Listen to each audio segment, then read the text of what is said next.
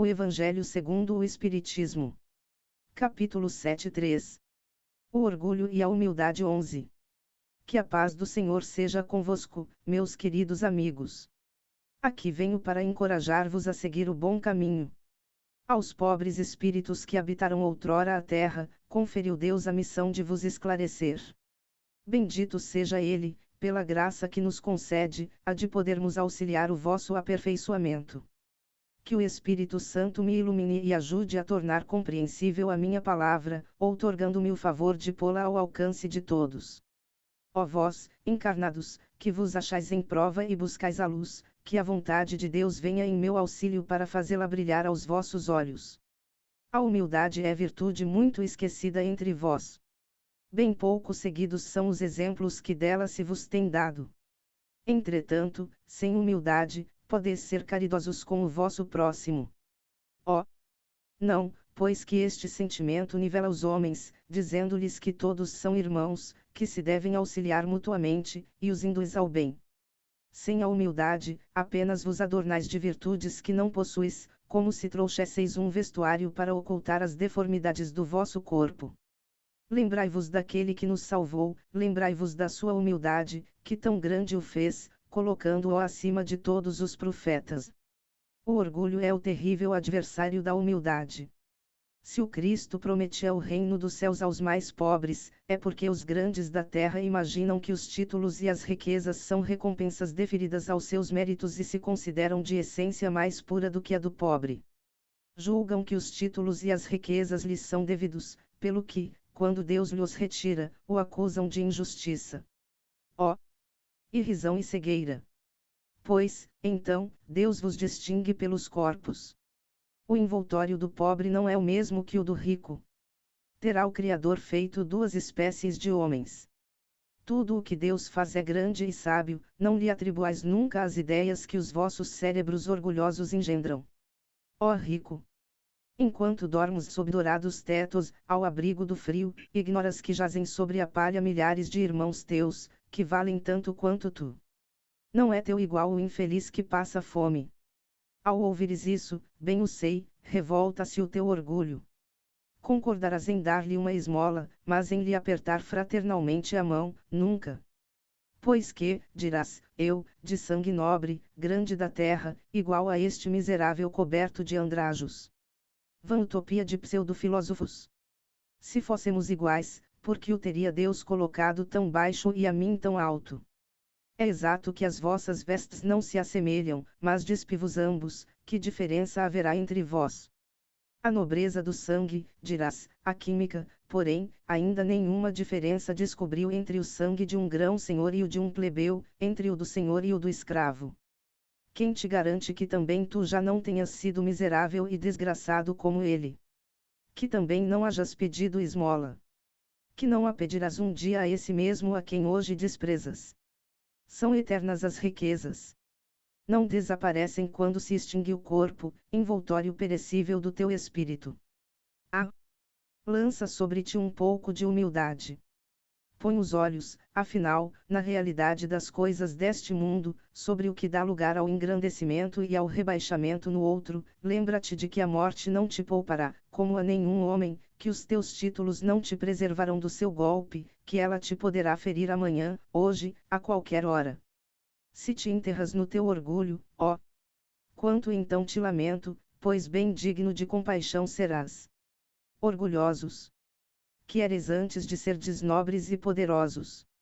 Talvez estivesseis abaixo do último dos vossos criados.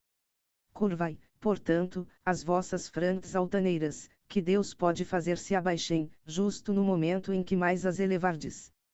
Na balança divina, são iguais todos os homens, só as virtudes os distinguem aos olhos de Deus.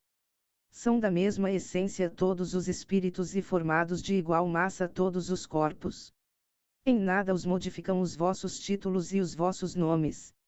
Eles permanecerão no túmulo e de modo nenhum contribuirão para que gozeis da ventura dos eleitos.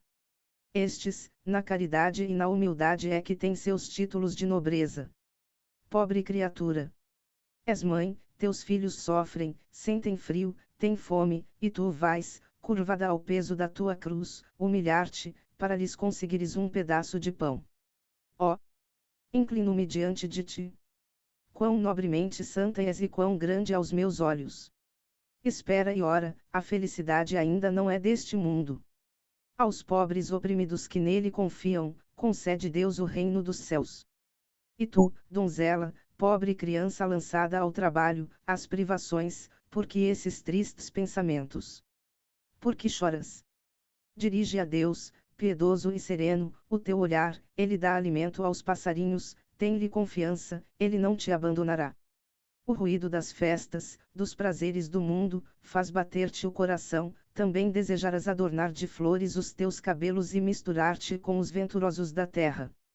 Dás-as de ti para contigo que, como essas mulheres que vês passar, despreocupadas e risonhas, também poderias ser rica. Ó! Cala-te, criança!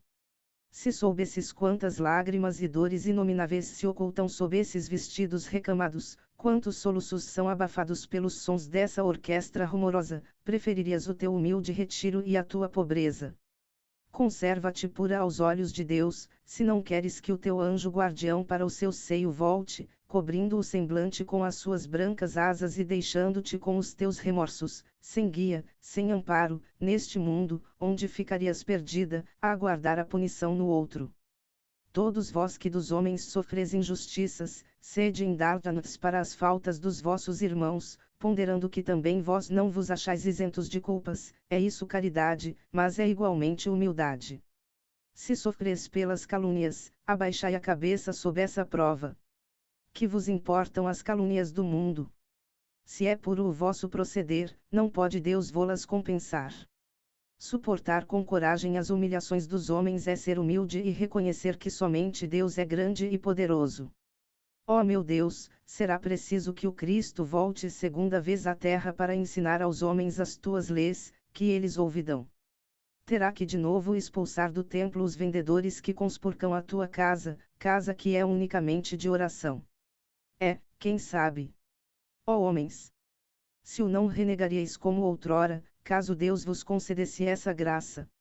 Chamar-lhe-eis blasfemador, porque abateria o orgulho dos modernos fariseus. É bem possível que o fizesseis perlustrar novamente o caminho do Gólgota.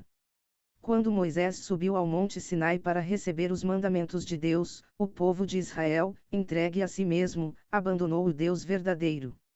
Homens e mulheres deram o ouro e as joias que possuíam, para que se construísse um ídolo que entraram a adorar. Vós outros, homens civilizados, os imitais. O Cristo vos legou a sua doutrina, deu-vos o exemplo de todas as virtudes e tudo abandonastes, exemplos e preceitos. Concorrendo para isso com as vossas paixões, fizestes um Deus a vosso jeito, segundo uns, terrível e sanguinário, segundo outros, aliado dos interesses do mundo. O Deus que fabricastes é ainda o bezerro de ouro que cada um adapta aos seus gostos e às suas ideias. Despertai, meus irmãos, meus amigos. Que a voz dos Espíritos ecoe nos vossos corações. Sede generosos e caridosos, sem ostentação, isto é, fazei o bem com humildade. Que cada um proceda pouco a pouco à demolição dos altars que todos ergueram ao orgulho. Numa palavra, sede verdadeiros cristãos e tereis o reino da verdade. Não continueis a duvidar da bondade de Deus, quando dela vos dá Ele tantas provas. Vimos preparar os caminhos para que as profecias se cumpram. Quando o Senhor vos der uma manifestação mais retumbante da sua clemência, que o enviado celeste já vos encontre formando uma grande família, que os vossos corações, mansos e humildes, sejam dignos de ouvir a palavra divina que ele vos vem trazer, que ao eleito somente se deparem em seu caminho as palmas que aí tenhais deposto, volvendo ao bem, à caridade, à fraternidade. Então, o vosso mundo se tornará o paraíso terrestre. No entanto, se permanecerdes insensíveis à voz dos espíritos enviados para depurar e renovar a vossa sociedade civilizada, rica de ciências, mas tão pobre de bons sentimentos, então não nos restará senão chorar e gemer pela vossa sorte. Mas não, assim não será. Voltai para Deus, vosso Pai, e todos nós que houvermos contribuído para o cumprimento da sua vontade entoaremos o cântico de ação de graças, agradecendo-lhe a inesgotável bondade e glorificando-o por todos os séculos dos séculos. Assim seja. Loc order. Constantina, 1863. 12. Homens, porque vos queixais das calamidades que vós mesmos amontoastes sobre as vossas cabeças. Desprezastes a santa e divina moral do Cristo, não vos espanteis, pois, de que a taça da iniquidade haja transbordado de todos os lados. Generaliza-se o mal-estar. A quem inculpar, senão a vós que incessantemente procurais esmagar-vos uns aos outros? Não podeis ser felizes sem mútua benevolência, mas como pode a benevolência coexistir com o orgulho?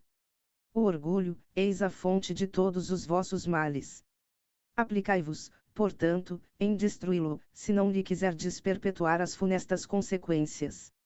Um único meio se vos oferece para isso, mas infalível, tomardes para regra invariável do vosso proceder a lei do Cristo, lei que tendes repelido ou falseado em sua interpretação. Porque a vez de terem maior estima o que brilha e encanta os olhos, do que o que toca o coração. Porque fazeis do vício na opulência objeto das vossas adulações, ao passo que desdenhais do verdadeiro mérito na obscuridade. Apresente-se em qualquer parte um rico debochado, perdido de corpo e alma, e todas as portas se lhe abrem, todas as atenções são para ele, enquanto ao homem de bem, que vive do seu trabalho, mal se dignam todos de saudá-lo com ar de proteção. Quando a consideração dispensada aos outros se mede pelo ouro que possuem ou pelo nome de que usam, que interesse podem eles ter em se corrigirem de seus defeitos? Dar-se-ia o inverso, se a opinião geral fustigasse o vício dourado, tanto quanto o vício em andrajos, mas o orgulho se mostra indulgente para com tudo o que o lisonjeia. Século de cupidez e de dinheiro, dizes. Sem dúvida, mas porque deixastes que as necessidades materiais sobrepujassem o bom senso e a razão? Porque há de cada um querer elevar-se acima de seu irmão. Desse fato sofre hoje a sociedade as consequências. Não esqueçais que tal estado de coisas é sempre sinal certo de decadência moral. Quando o orgulho chega ao extremo, tem-se um indício de queda próxima, porquanto Deus nunca deixa de castigar os soberbos.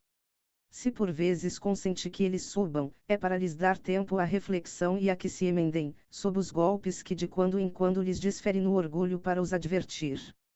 Todavia, em lugar de se humilharem, eles se revoltam.